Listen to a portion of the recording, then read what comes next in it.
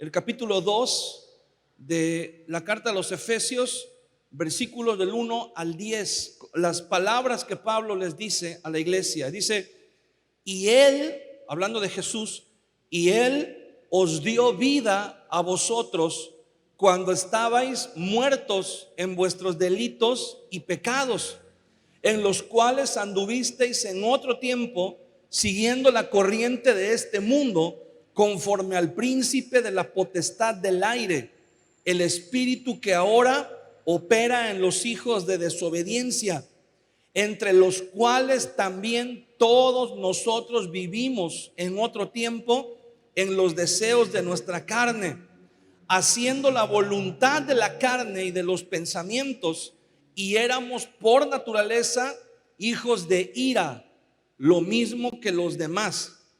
Pero Dios, que es rico en misericordia, por su gran amor con que nos amó, aun estando nosotros muertos en pecados, nos dio vida juntamente con Cristo. Por gracia sois salvos.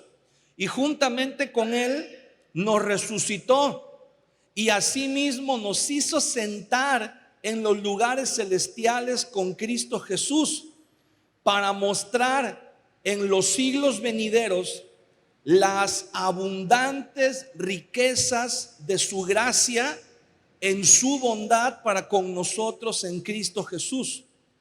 Porque por gracia sois salvos por medio de la fe, y esto no de vosotros, pues es don de Dios, no por obras, para que nadie se gloríe, porque somos hechura suya, creados en Cristo Jesús para buenas obras, las cuales Dios preparó de antemano para que anduviésemos en ellas. ¿Qué palabras del apóstol Pablo, verdad? A la iglesia de los hermanos que están en Éfeso les dice, verdad, porque hay una parte muy importante que es en cuanto a lo espiritual, y el apóstol Pablo lo menciona muchas veces. De hecho, aquí en este corto pasaje que leímos, dice que antes de que conocieran el evangelio,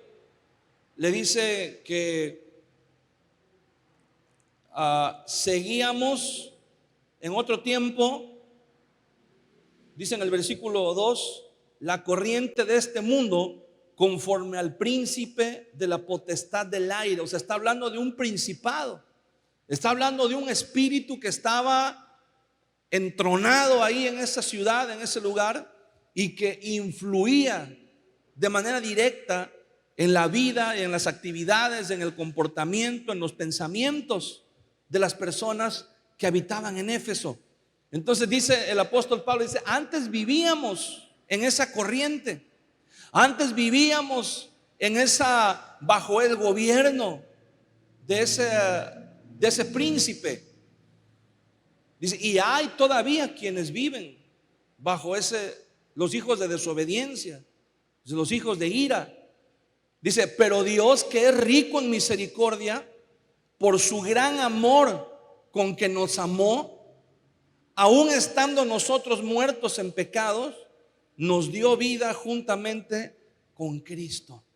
Fíjese bien lo que el apóstol Pablo está diciendo aquí, porque hay mucha gente el día de hoy que anda diciendo que mentira, que Dios no ama a nadie. Hay muchos predicadores el día de hoy, y predicadores muy famosos en internet, que andan diciendo que mentira, que Dios no ama a nadie, que Dios odia a todos, ¿verdad? Por el pecado. En contrapeso a una frase que se hizo muy famosa y que ahora todo el mundo está protestando, está alzando la mano, está diciendo, esa frase no, eso no está en la Biblia, ¿verdad? Eso lo dijo fulano de tal. Que alguien dijo en alguna ocasión que Dios aborrece el pecado, pero ama al pecador. Y entonces mucha gente dijo, no, es que eso no es bíblico, eso lo dijo fulano de tal y eso no es verdad. Y muchos predicadores salen en la tele diciendo, no, porque Dios aborrece al pecador, ¿verdad? Y lo odia y lo esto. Bueno, aquí el apóstol Pablo está diciendo, pero Dios, que es rico en misericordia, por su gran amor con que nos amó, aún estando nosotros muertos en pecado. Hermano, aún cuando estábamos muertos en nuestros pecados, Dios nos amó. Amén. Dios nos amó. Y por ese amor, Él manifestó su gracia y su misericordia en nosotros a través de Jesucristo. Por eso es muy importante que conozcamos la palabra de Dios. La iglesia de Éfeso creció no solamente en números, pero creció en el conocimiento de la palabra de Dios. Y el apóstol Pablo sabía que además de la oposición espiritual, que también la vuelve a mencionar, usted sabe, en el capítulo 4 del libro de Efesios, el apóstol Pablo comienza mencionando algunos asuntos de la vida cotidiana. Ahora comienza mencionando la relación entre los esposos, la relación entre los padres y los hijos, la relación incluso entre los siervos, entre los esclavos y los amos. Y después el apóstol Pablo continúa diciendo, dice, por lo demás, en el versículo 10, versículo 11, versículo 12, usted ya sabe, esos versículos son muy famosos. Le dice el apóstol Pablo, por lo demás, hermanos míos, fortaleceos en el Señor y en el poder de su fuerza. Pero esa frase, por lo demás, ¿qué es lo demás? O sea, Pablo está diciendo, no es suficiente solamente con portarnos bien. No es suficiente solamente con cumplir con nuestros deberes y obligaciones. Hay algo más. Y esa batalla no la vamos a poder ganar con nuestra conducta, no la vamos a poder ganar con nuestro conocimiento, no la vamos a poder ganar con nuestras obras, sino dice el apóstol Pablo, eso solamente la vamos a ganar fortaleciéndonos en el Señor y en el poder de su fuerza. Por eso dice, pónganse la armadura, porque no tenemos lucha contra carne ni contra sangre. Y comienza a mencionar las cosas espirituales. Eso, lo espiritual, los hermanos de la iglesia de Éfeso lo habían entendido muy bien. Lo habían entendido perfectamente bien. El apóstol Pablo había sido el instrumento que Dios usó para enseñarle a la iglesia cómo, por decirlo de alguna manera, cómo fortalecerse contra el enemigo. Cuando la iglesia de Éfeso se estableció en ese lugar, hay algo muy importante que en la Biblia no lo menciona, pero en la historia lo podemos entender así. Cuando el Señor se manifiesta al apóstol Juan, que está en la isla de Patmos, le dice, escribe a las 7 iglesias que están en Asia, la provincia romana de Asia. Le dice, escribe a la iglesia de Éfeso, de Pérgamo, Esmirna, Sardis, Tiatira, Laodicea, Filadelfia.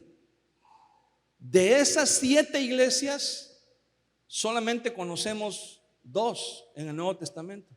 La iglesia de Éfeso, que es la que se menciona aquí, ¿verdad? Que Pablo trabajó muy duro en ella, y levemente se menciona en algún pasaje la iglesia de Laodicea o alguien que estaba en Laodicea. Pero de ahí en fuera, las otras 5 iglesias, cuando leemos en el Apocalipsis, decimos, ¿y esas 5 iglesias de dónde salieron? Bueno, salieron de la iglesia de Éfeso. De la iglesia de Éfeso, la labor, la tarea que Pablo realizó en esa iglesia fue tan fuerte que incluso ellos enviaron a otras ciudades vecinas que eran también muy importantes. Por ejemplo, la ciudad de Pérgamo era la capital de la provincia romana de Asia. Por alguna razón el Espíritu Santo guió a Pablo no para ir a Pérgamo, sino para ir a Éfeso. Y de Éfeso salió probablemente una misión, llamémoslo así, para la ciudad de Pérgamo, para Sardis, Tiatira, Filadelfia, todas las demás ciudades que se mencionan en el libro de Apocalipsis. Entonces nos damos cuenta cómo la iglesia de Éfeso llevó fruto. Era una iglesia que daba fruto y ese fruto permaneció. O sea, ¿qué quiero dar a entender con esto? Que los cristianos en Éfeso no estaban jugando, estaban bien metidos con el Señor, estaban comprometidos, estaban en fuego. Ellos sabían la parte espiritual, la conocían muy bien. Nadie podía venir a decirles, a engañarlos. Eso estaba perfectamente bien. Pero hay otra parte que a veces descuidamos. Hay otra parte que a veces, si bajamos la guardia, es igual de peligroso. Y es la parte de las escrituras, de la palabra de Dios, de la doctrina. Esa es una expresión que en los últimos años se ha estado escuchando muy fuerte. La sana doctrina. Hay muchas personas que el día de hoy levantan la voz y dicen la sana doctrina. Pero ¿qué es en realidad la sana doctrina? Hay muchas personas que el día de hoy pretenden que la sana doctrina sea solamente lo que su iglesia practica o lo que su iglesia cree y no necesariamente estando de acuerdo con la Biblia, con la palabra de Dios. Por eso nosotros tenemos que aprender a conocer la palabra de Dios.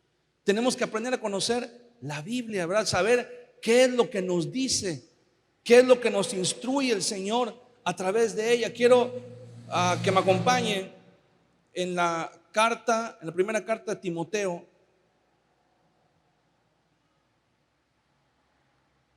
capítulo 1.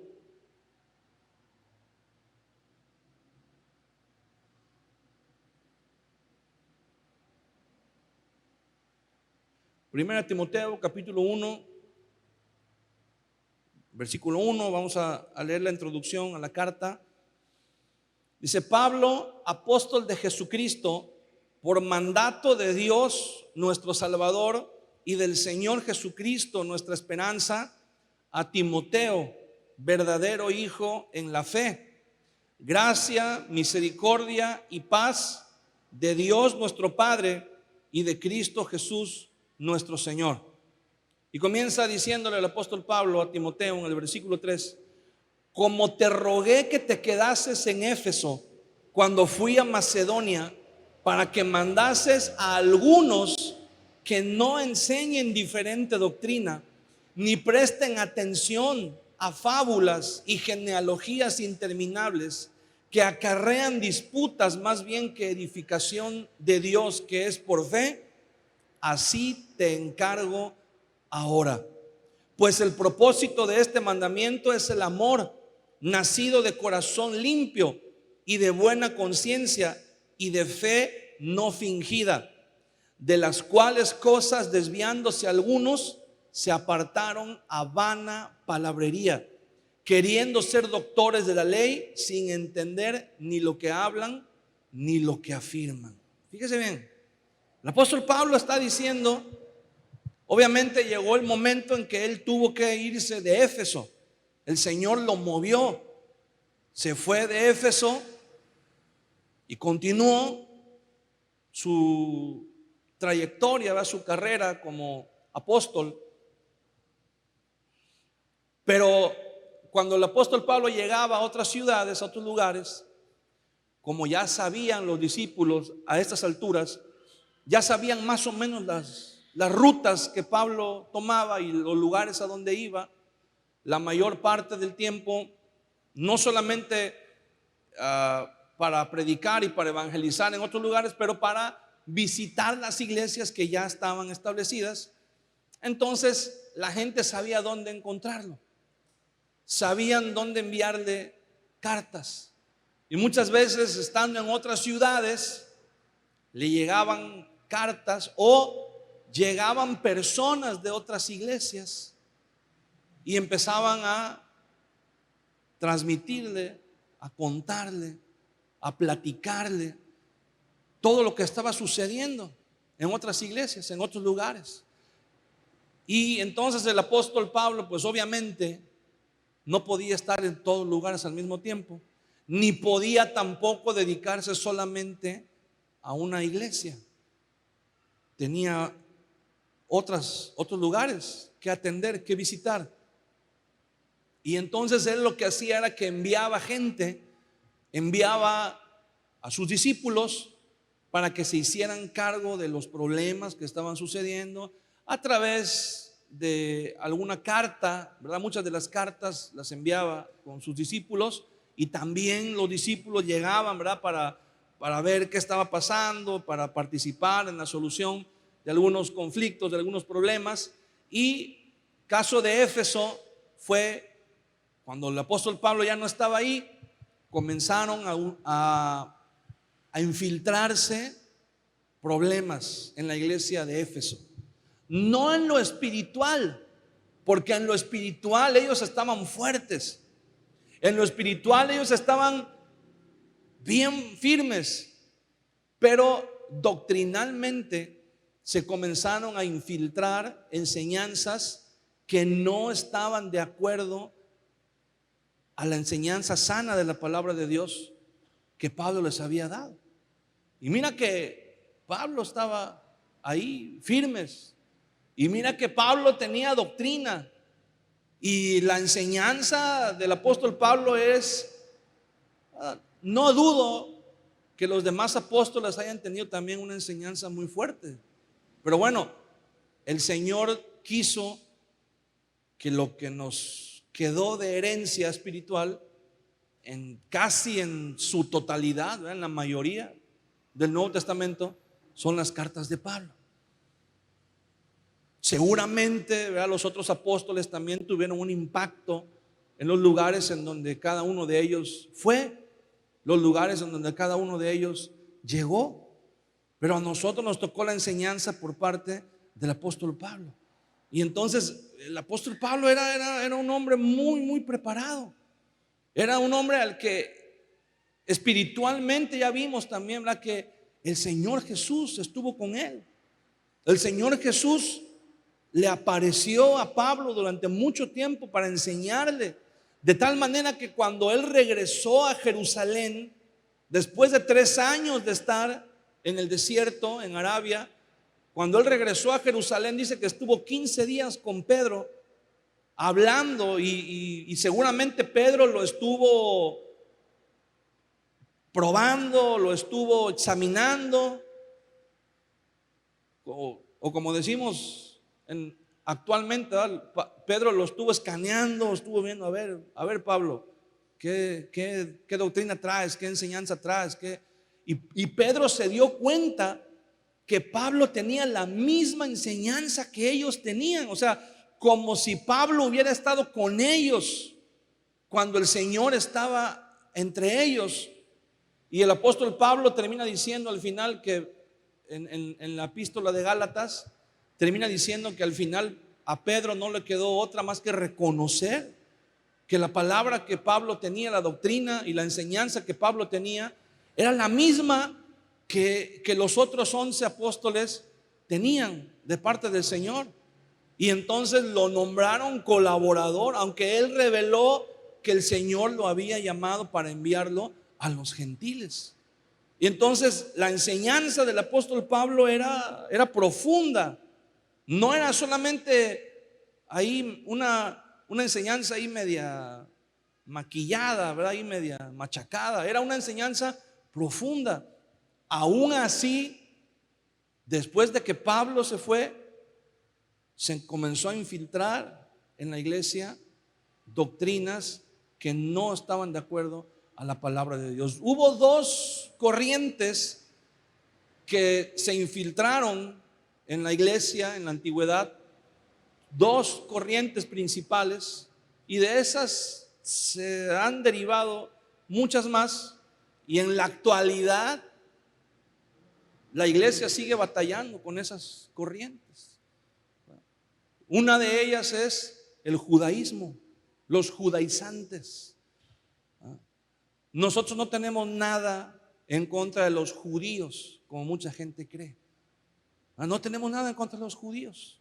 Los judíos Dios tiene su trato con ellos. Lo que nosotros estamos en contra es de la gente que quiere judaizar la iglesia. Cuando la palabra de Dios dice que Jesús nos llamó por medio de la fe para justificarnos delante de Dios por gracia, no por obras. Nosotros no estamos llamados a cumplir con las ceremonias, con la liturgia de la ley de Moisés. Nosotros estamos llamados, dice la palabra del Señor, a vivir en Cristo en libertad. El apóstol Pablo dice, mira, es más, los que quieren hacerse pasar por maestros de la ley ni siquiera saben de lo que hablan. Si alguien conocía la ley, era el apóstol Pablo. Y el apóstol Pablo viene y dice, mira, estos nada más medio leyeron ahí, medio aprendieron un poco y ya quieren venir a enseñar, ¿verdad?, la última revelación. Dice el apóstol Pablo, ni siquiera entienden. Ahí en lo que leímos en Efesios 2, dice, quieren hacerse maestros de la ley y ni siquiera entienden las cosas de las que están hablando. El judaizar, había judíos que venían y se infiltraban en la iglesia y empezaban a enseñarle a los cristianos que tenían que guardar los ritos de la ley de Moisés, que se tenían que circuncidar, que tenían que guardar el día sábado, que tenían que celebrar las fiestas de los judíos, que tenían que guardar las liturgias, que no podían comer más que las cosas que Moisés decía que podían comer, y cosas como esas. Y el apóstol Pablo viene y dice, no es así. Todas las cosas son agradables y se pueden comer siempre y cuando las tomemos, dice el apóstol Pablo, con acción de gracias. No, dice el apóstol Pablo, nadie nos juzgue ni en comida, ni en bebida, ni en fiestas, ni en luna nueva, ni en día de reposo. Nosotros estamos libres de todo eso. Nosotros como cristianos creemos en la justicia, en la justificación por fe. Jesús murió en la cruz y llevó nuestros pecados. Y así como llevó nuestros pecados sobre él, también puso sobre nosotros su justicia. La justicia de Dios en nosotros. Cuando Dios nos ve a nosotros, ve a Jesús en nosotros. Y Jesús cumplió la ley. Así que si Cristo vive en ti y si Cristo vive en mí, ya cumplimos la ley. Ya no tenemos que guardar la ley. Ya somos libres de eso, porque la ley no fue dada para que la gente fuera salva. Dice el apóstol Pablo, la ley fue dada para los pecadores. Pues todos somos pecadores, pero dice, pero la ley usada correctamente es para bendición. ¿Y cuál es el uso correcto de la ley? Llevarnos a Cristo. El uso correcto de la ley era llevarnos a Cristo. Pero ¿qué sucedió?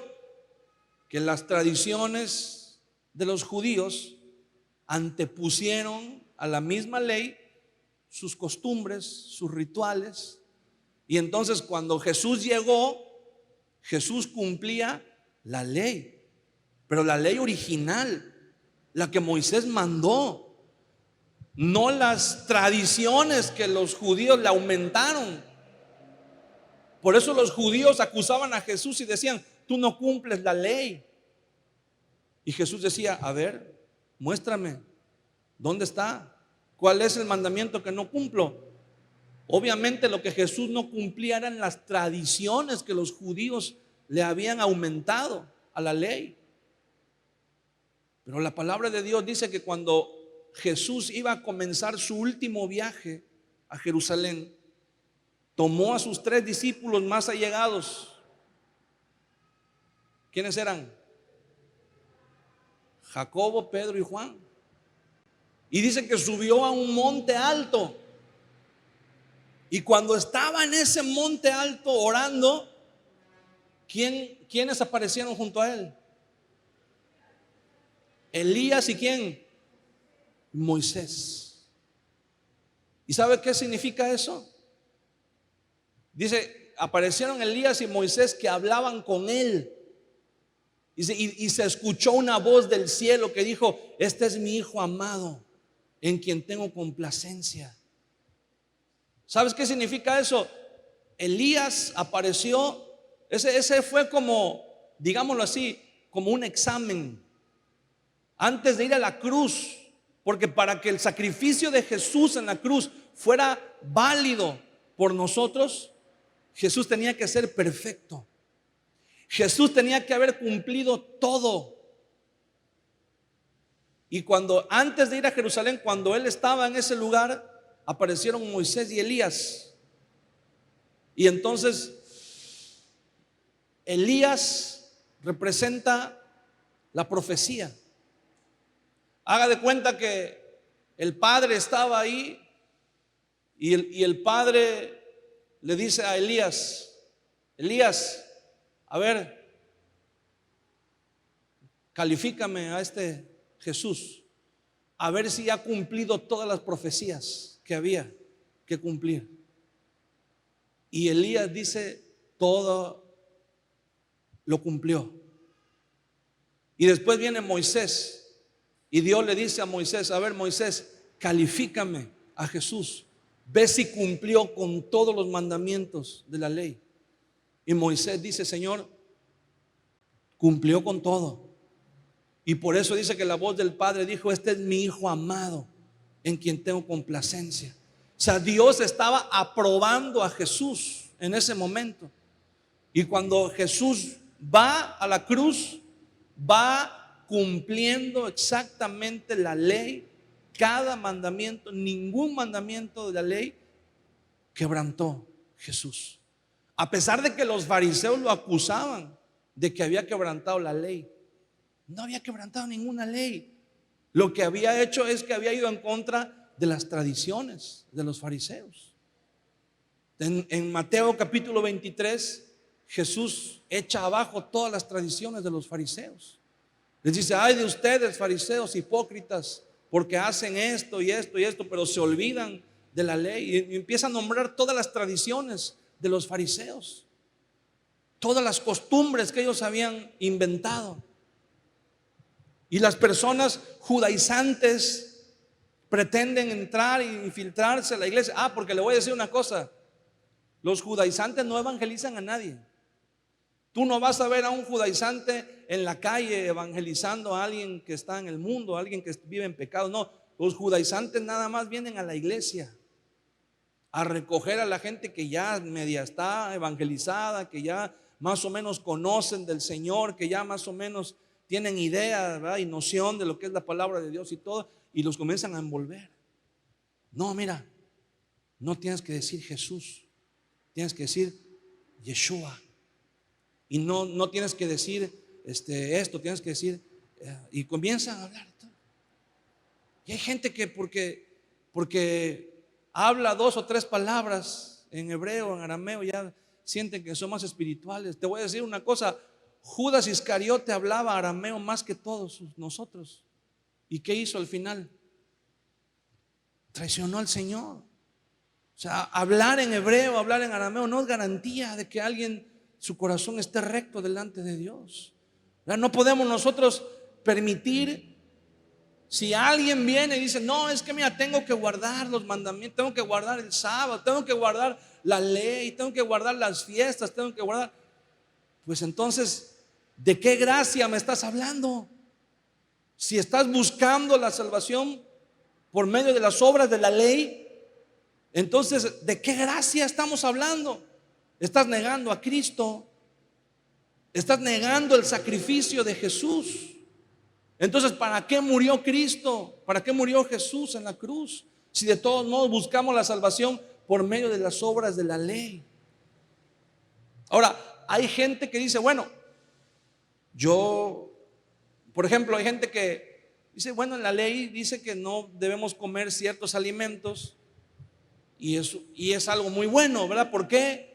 Porque el Señor manda, por ejemplo, en la ley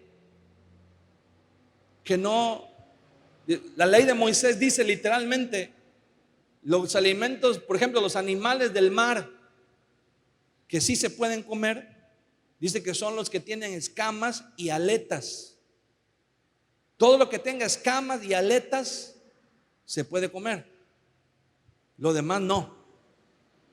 Por ejemplo, la mojarra, ¿verdad? Se come una mojarra asada o empapelada o frita o al mojo de ajo, como usted prefiera, pero la mojarra tiene escamas y tiene aletas. Pero usted a un judío no le puede decir, mira, vamos a echarnos un vuelve a la vida, porque el marisco, el camarón, el pulpo, todos esos no tienen escamas o no tienen aletas. Entonces para ellos eso es una barbaridad. Entonces no pueden ellos concebir que alguien coma esos alimentos. ¿Por qué el Señor mandó que no se comieran esos alimentos? Porque la mayoría de esos alimentos tienen altos contenidos en colesterol, en cosas que en ese entonces no existían tratamientos y la gente no los comía con moderación.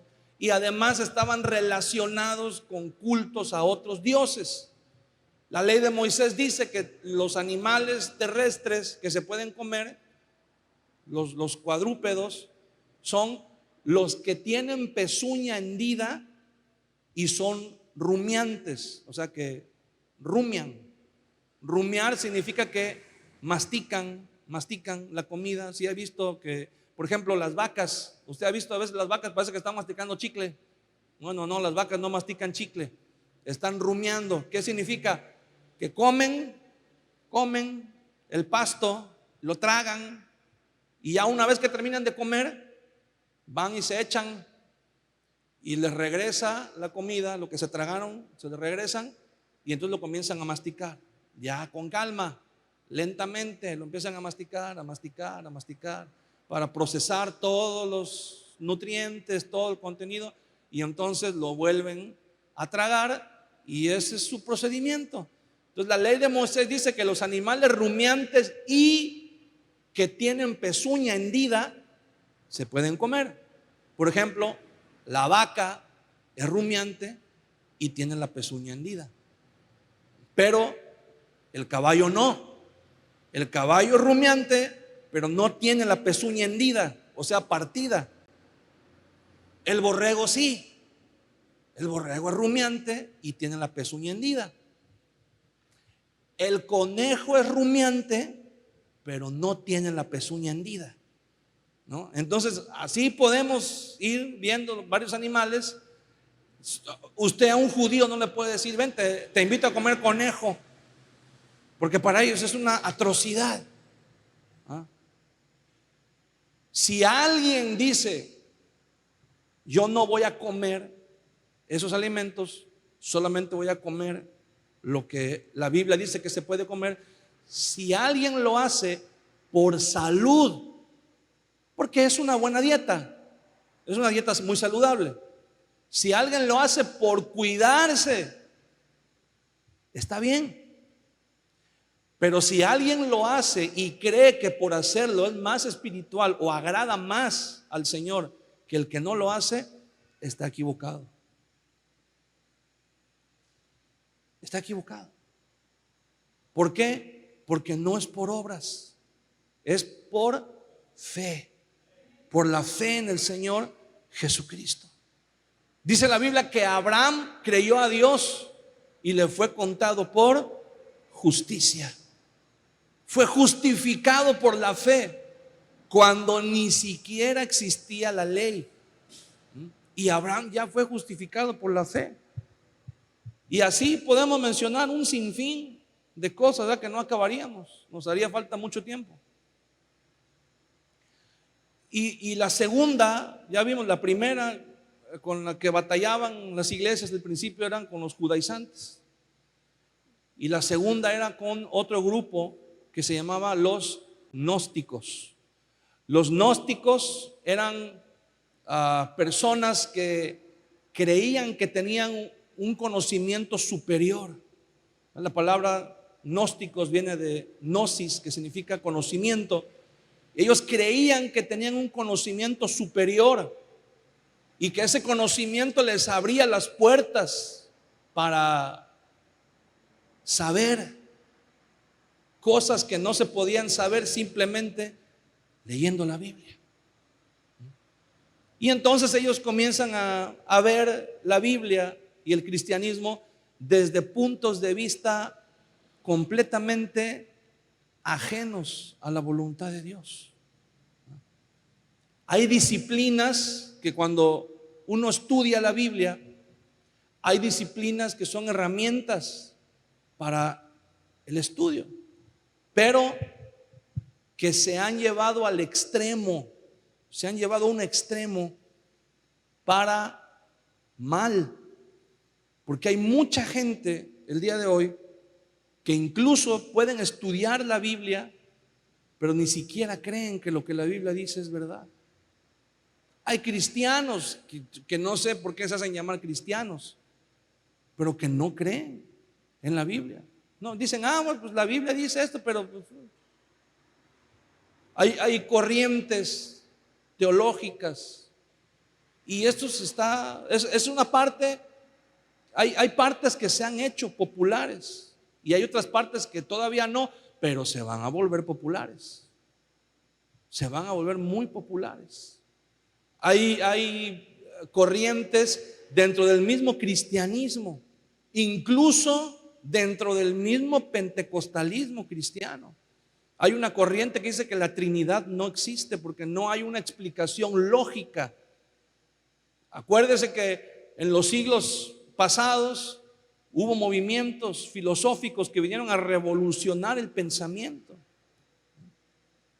La Ilustración, el Renacimiento, el Romanticismo, todos esos movimientos filosóficos influyeron en la teología.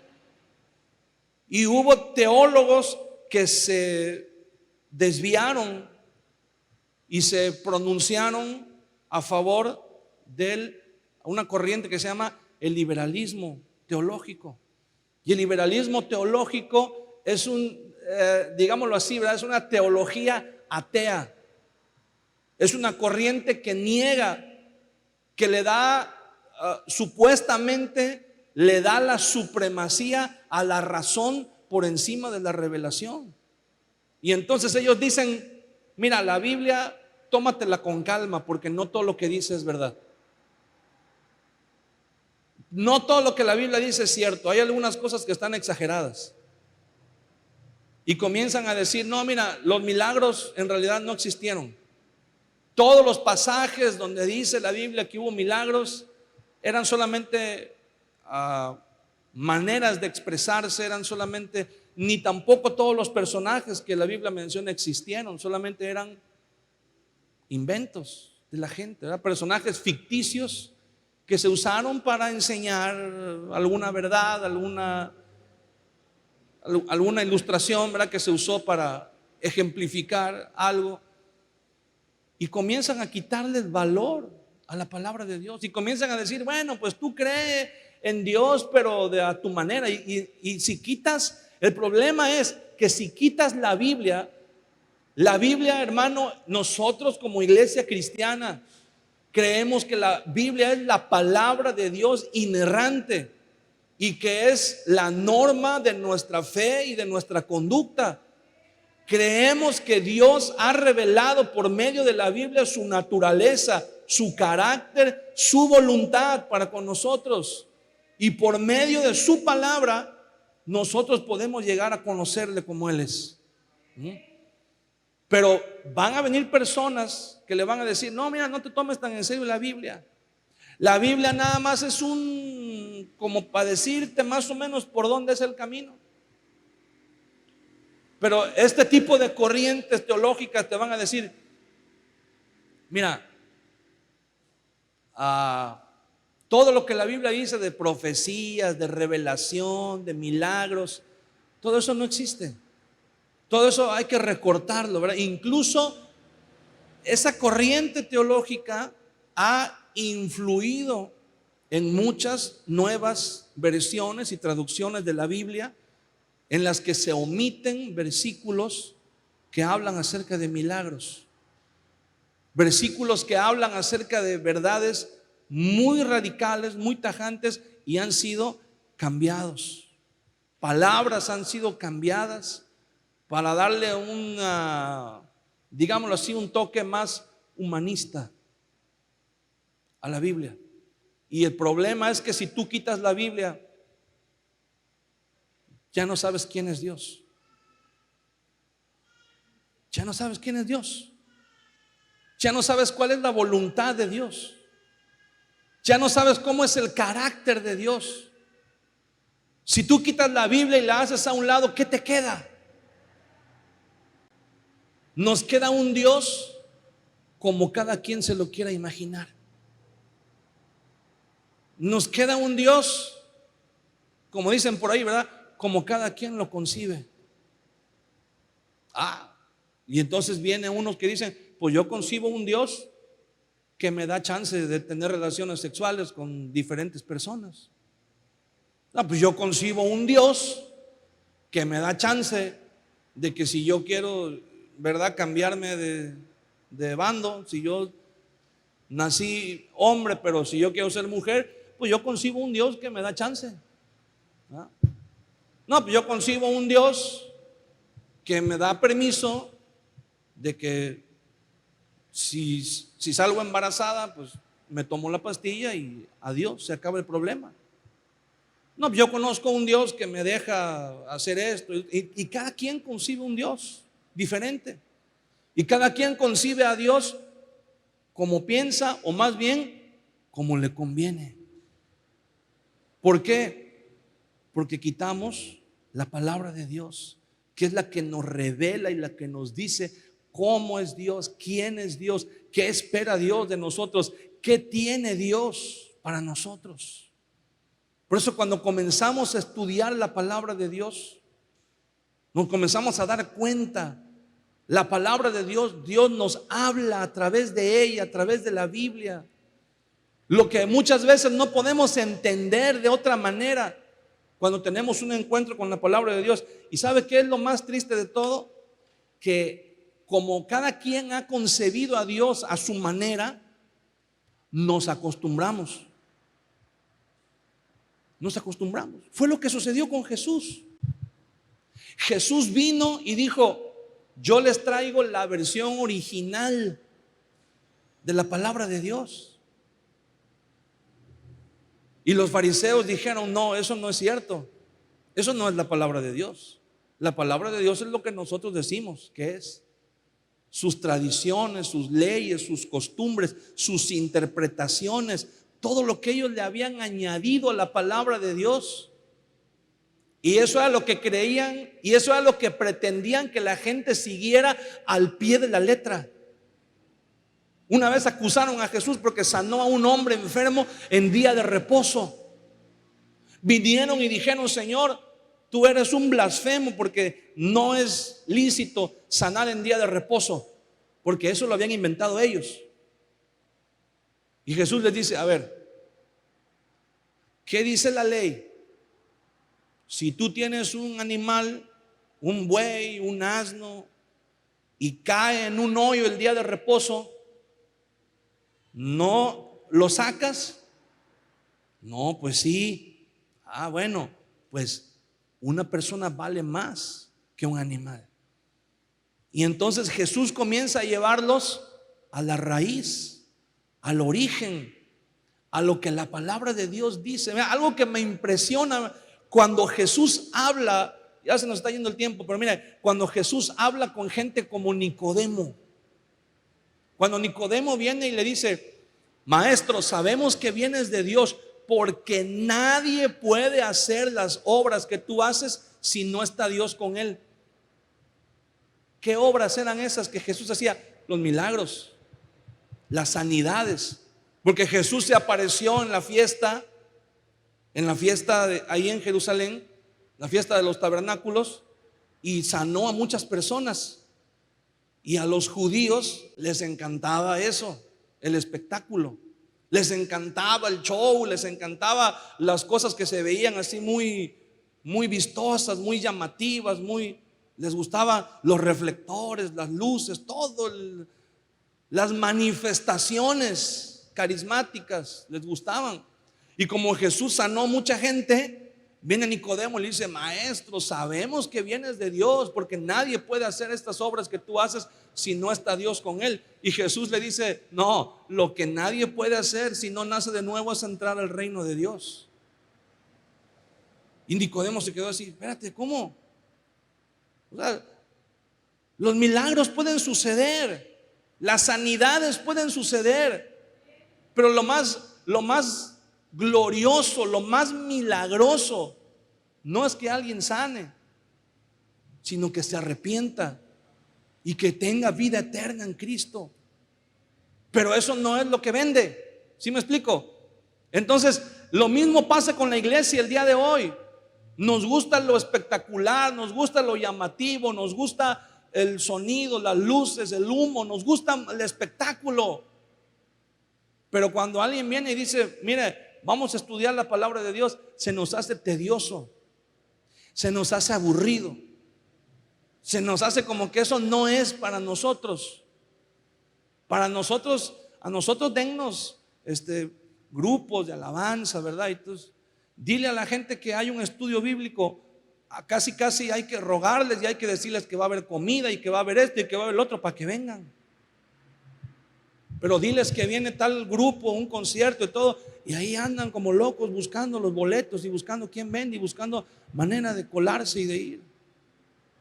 ¿Por qué? Porque es lo que nos llama la atención, es lo que nos gusta. Y no digo que sea malo, pero tenemos que fijarnos bien dónde está nuestro corazón, qué es lo que nos mueve, qué es lo que nos llama verdaderamente. ¿Qué es lo que nos cautiva? ¿Qué es lo que ejerce más influencia sobre nosotros? Cuando Jesús habló con Nicodemo, Nicodemo le dice: ¿cómo puede hacerse esto? ¿Acaso puede un hombre siendo viejo volver a meterse en el vientre de su madre y nacer por segunda vez? ¿Y sabes qué le contestó Jesús? Jesús le dice: ¿eres tú maestro de Israel y no sabes esto? O sea, según tú eres maestro de la palabra, de la ley, y no entiendes esto, cuando en el Antiguo Testamento en numerosas ocasiones Dios habló por medio de los profetas diciendo: les voy a dar un nuevo corazón, les voy a dar un espíritu recto, los voy a hacer que nazcan de nuevo. Y Jesús viene y les dice: es necesario nacer de nuevo. Y Nicodemo dice: ¿y eso con qué se come? Se supone que eres maestro de la ley y no has leído lo que dice en la ley. Cuando Jesús estaba frente al sumo sacerdote, cuando ya lo tenían arrestado y estaba ahí esposado, y el sumo sacerdote viene y le pregunta: ¿eres tú el Cristo? Y en la ley de Moisés dice que ningún reo podía ser juzgado por su propio testimonio, sino por dos testigos. Y el sumo sacerdote viene y le pregunta a Jesús: ¿eres tú el Cristo? Y Jesús le dice: ¿por qué me preguntas a mí? Pregúntale a los que me escucharon predicar. Y el guardia que estaba ahí lo abofeteó. Y Jesús le pregunta, le dice: ¿por qué me abofeteas? Dice: si algo he dicho mal, dime dónde está mi error. Y si no he dicho nada malo, ¿por qué me golpeas? O sea, Jesús le estaba dando clases de la ley al sumo sacerdote. ¿Sí me explico? Se supone que el sumo sacerdote era el que conocía la ley de pies a cabeza, y un carpintero del que se burlaban, que decían que no sabía nada, le estaba dando clases al sumo sacerdote. Entonces hay personas que supuestamente dicen: oh, que somos y les hablas de doctrina y no saben ni amarrarse los zapatos. Pero les dices: va a haber una escuela bíblica, va a haber unas clases, y dicen: ah, no, eso es aburrido, eso no está cool, eso no está chido, eso no influencia, eso no mueve, eso no. Y realmente tenemos el problema el día de hoy. Los mismos problemas que la iglesia enfrentaba, los mismos problemas. Y ¿sabes qué? Espiritualmente eran muy fuertes, pero doctrinalmente el diablo sabe por dónde atacar. El diablo sabe cuáles son las debilidades. Mira, Pablo le dice a Timoteo, Timoteo era uno de sus discípulos más fuertes. Timoteo le servía mucho a Pablo, acompañándolo en sus viajes. Pero de plano un día Pablo tuvo que decir: ¿sabes qué, Timoteo? Regrésate a Éfeso y ve a poner orden, porque eso ya se está descontrolando. Ya se están metiendo muchas doctrinas, muchas creencias, y cristianos que tienen 20 años de estar en la iglesia, de repente alguien viene y les dice: vamos al retiro, y se van al retiro y vienen y dicen: ahora sí, ya soy cristiano, y tenía 20 años en la iglesia. Ahora sí, ya Dios me tocó, y tiene 10 años que está en la iglesia. Y entonces vienen y te enseñan y te dicen: no, es que la onda es esta, lo que está de moda es esto. Y como no conocen la palabra de Dios, los apantallan. Le escribe Pablo a Timoteo en la segunda carta, segunda de Timoteo capítulo 1. Pablo, apóstol de Jesucristo por la voluntad de Dios, según la promesa de la vida que es en Cristo Jesús, a Timoteo, amado hijo: gracia, misericordia y paz de Dios Padre y de Jesucristo nuestro Señor. Doy gracias a Dios, al cual sirvo desde mis mayores con limpia conciencia, de que sin cesar me acuerdo de ti en mis oraciones noche y día, deseando verte al acordarme de tus lágrimas, para llenarme de gozo, trayendo a la memoria la fe no fingida que hay en ti, la cual habitó primero en tu abuela Loida y en tu madre Eunice, y estoy seguro que en ti también, por lo cual te aconsejo que avives el fuego del don de Dios que está en ti por la imposición de mis manos, porque no nos ha dado Dios espíritu de cobardía, sino de poder, de amor y de dominio propio. Fíjate, el apóstol Pablo le está escribiendo a un Timoteo que se las está viendo duras, que está batallando en Éfeso, que le está lloviendo, que está viendo lo fuerte de la batalla. Y entonces el apóstol Pablo le dice: yo me doy cuenta, Timoteo, de que tú batallas y de que tú estás y de que luchas y te las estás viendo muy difícil, pero sigues, continúas, no te rajas. Y le dice el apóstol Pablo, apela a que Timoteo no solamente es un hombre, no solamente es un discípulo suyo, sino que es alguien a quien Dios había escogido desde antes, alguien a que Dios había comenzado a preparar desde antes. Cuando le habla a Timoteo en el capítulo 3, ahí mismo en el versículo 15, en el versículo 14, dice: pero persiste tú en lo que has aprendido y te persuadiste, sabiendo de quién has aprendido, y que desde la niñez has sabido las sagradas escrituras, las cuales te pueden hacer sabio para la salvación por la fe que es en Cristo Jesús. Pablo le está hablando a Timoteo y le dice: acuérdate que desde niño, desde tu niñez, has sido instruido en las escrituras, en la palabra de Dios. Hermano, qué importante es que nos instruyamos en la palabra de Dios. Qué importante es que instruyamos a nuestros niños en la palabra de Dios, que les enseñemos, porque no es suficiente la media hora que están aquí arriba en el salón de sus clases con todo lo que les están enseñando en la escuela. Ya, mira, antes decíamos: vienen tiempos difíciles. Hermano, los tiempos difíciles ya están aquí, ya llegaron, y se van a poner peor todavía. En la escuela le van a enseñar a los niños cosas atroces, cosas terribles. Ya se las están enseñando. Ya les están enseñando a los niños. Primero fue algo escandaloso, ¿verdad? Cuando hace unos años atrás se les enseñaba a los niños en la escuela. No, las estadísticas vienen de Estados Unidos porque ellos son los que llevan las estadísticas, ¿verdad? En otros países es muy difícil, pero ellos llevan muchas estadísticas. ¿Sabe de las llamadas telefónicas al 911? ¿Sabe quiénes son en la gran mayoría los que hacen esas llamadas? Los niños.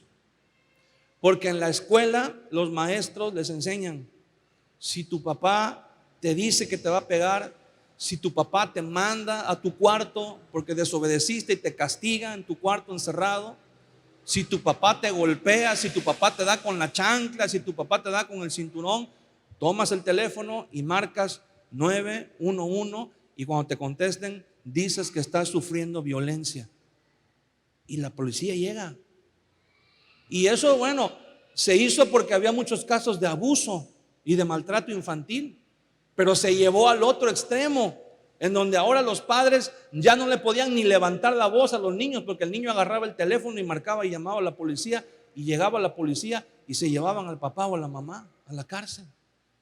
Y eso comenzó a crear una generación de niños a los que no se les podía regañar, que ya no son niños, ¿verdad? Que ya son adultos, y son los que no respetan ni los semáforos en la calle, son los que no respetan ni cuando ven a una persona mayor, ni no respetan a nadie, no respetan nada. Y ahora se les va a empezar a decir a los niños: si tu papá, si tu mamá te obligan a ir a la iglesia, llámale a la policía y diles que tus papás te están obligando a ir a la iglesia, que tú no quieres ir a la iglesia los domingos. Si tu papá y tu mamá te están obligando y te están diciendo que tú eres un niño, pero si tú en tu interior sientes que eres niña, llámale a la policía y ellos van a llegar a tu casa y van a hablar con tus papás. Y eso y muchas cosas más terribles que les están diciendo a los niños y que los niños lo están absorbiendo, lo están aprendiendo. Y el apóstol Pablo le dice a Timoteo: tú desde tu niñez has sido instruido en las Sagradas Escrituras. Tú desde niño sabes y conoces la Biblia. Y le dice: aférrate a ellas, aférrate a la Biblia, aférrate a las Escrituras, vívelas. Le dice el apóstol Pablo a Timoteo, regresando al capítulo 1, todo lo que sucedió. Segunda de Timoteo capítulo 1 versículo 15.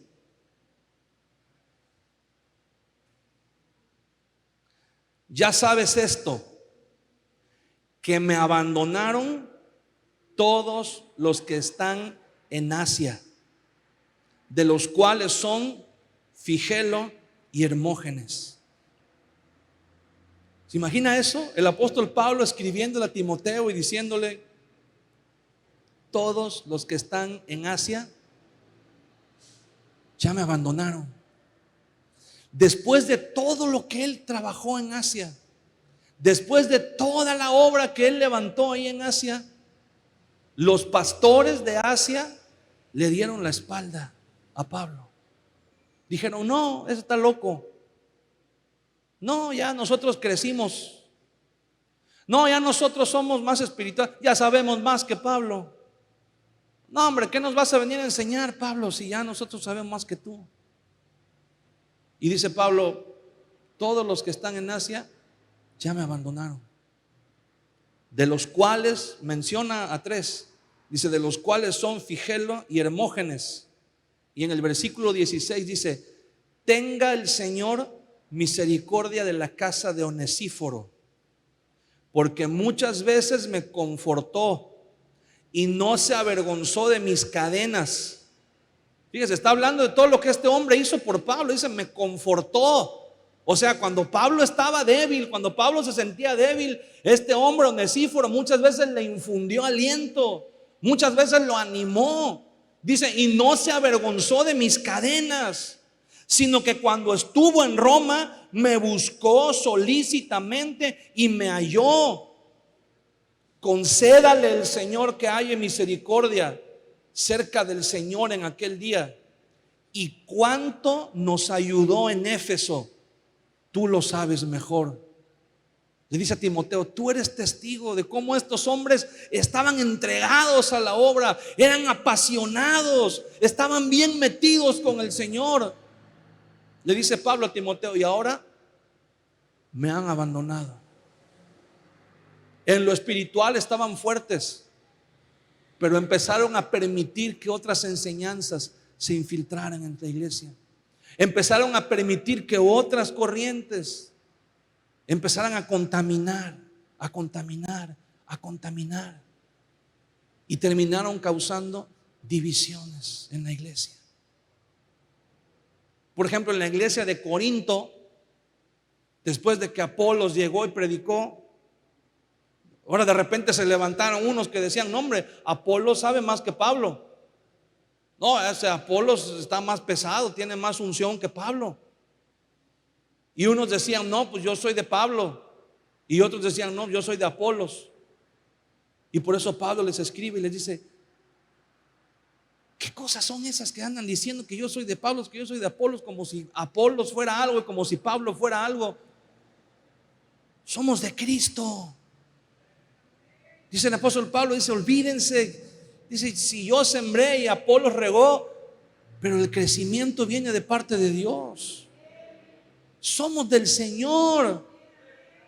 Dice el apóstol Pablo, no se nos olvide cuál es el punto de partida. No se nos olvide de quién viene todo, de quién procede todo. No se nos olvide, por eso te mandé, le dice Pablo a Timoteo, por eso te dejé. Dice en el capítulo 2, quiero que se ponga de pie conmigo.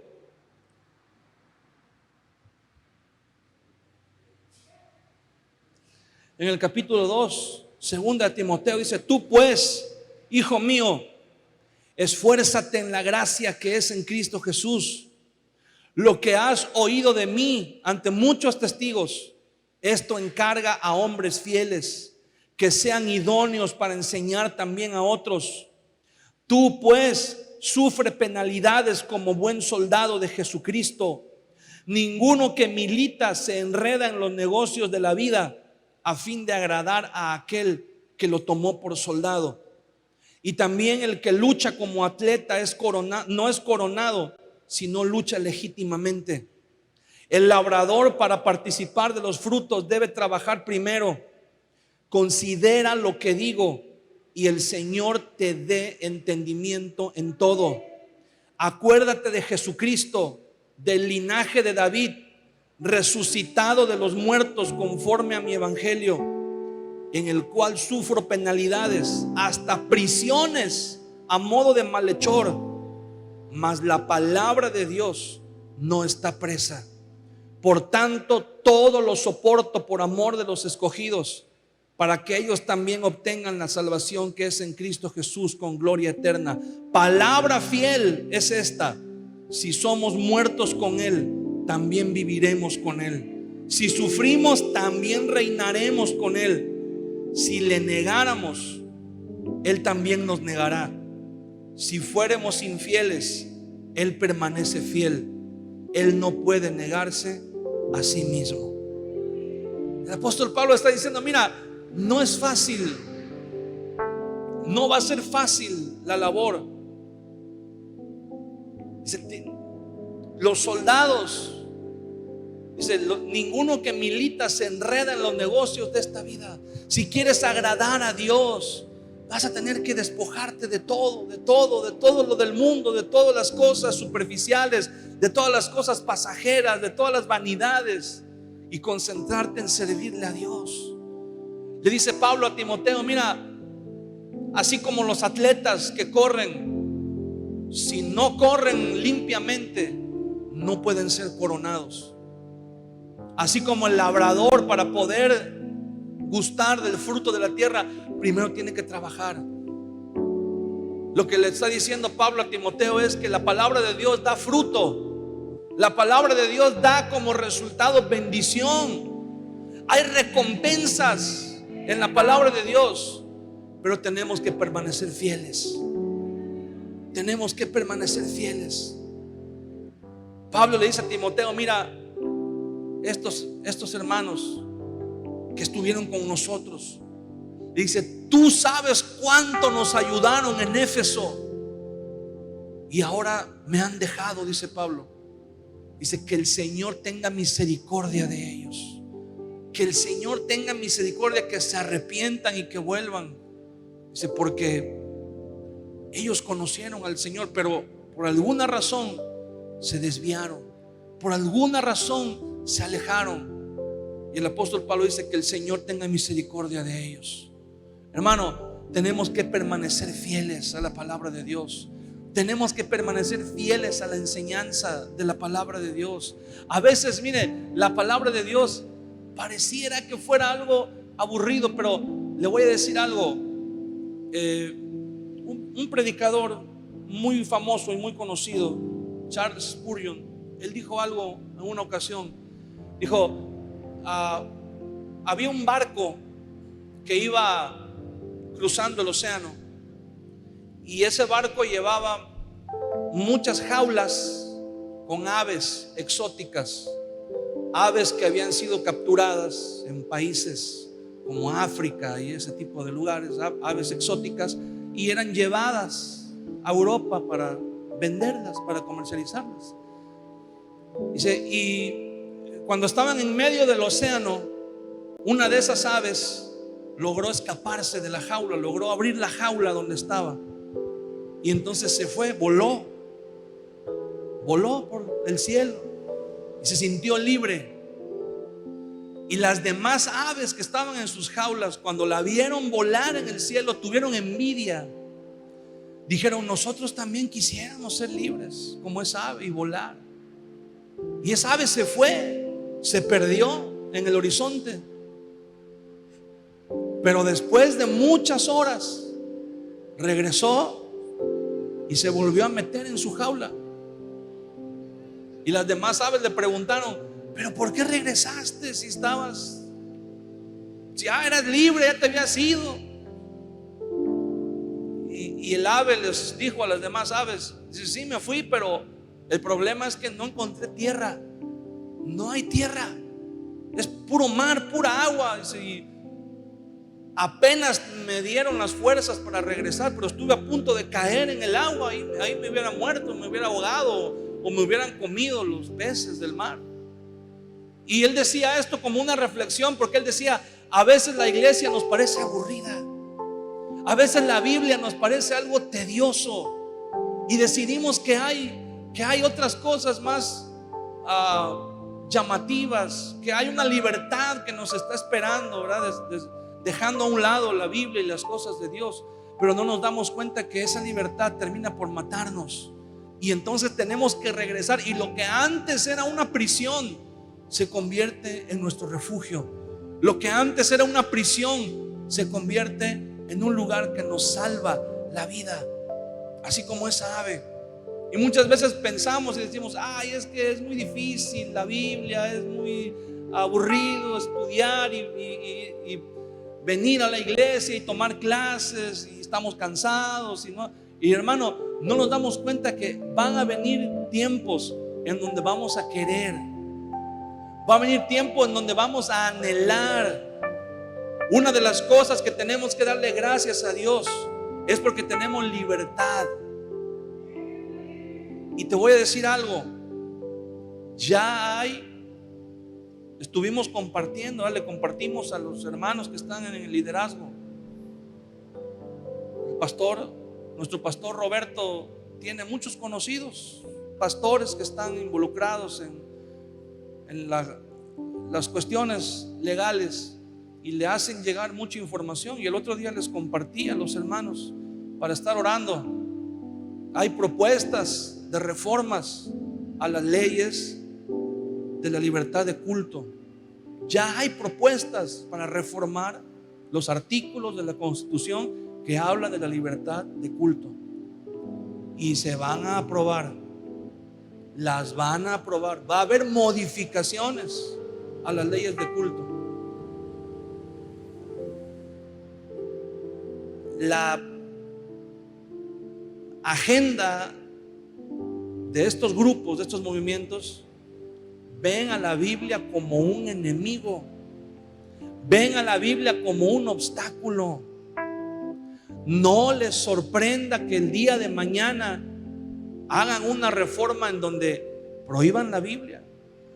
No les sorprenda que el día de mañana nombren y clasifiquen a la Biblia como un libro de discursos de odio, porque eso es lo que la Biblia es para ellos, un discurso de odio, porque la Biblia los confronta con su pecado. ¿Y qué va a pasar el día que tener una Biblia se convierta en un delito? Ya no digamos que se convierta en un delito, que no haya Biblias, que venga una persecución y que digan todo el que tenga una Biblia se le va a multar o se le va a llevar a la cárcel. ¿Qué vamos a hacer? Supongamos que no nos lleven a la cárcel, pero ¿qué vamos a hacer cuando sea un delito tener una Biblia o hablar de la Biblia? ¿Sabe qué va a suceder? Entonces sí vamos a querer. Aprovechemos ahora que tenemos la libertad. Aprovechemos ahora que tenemos la Biblia con nosotros y que podemos conocer a Dios.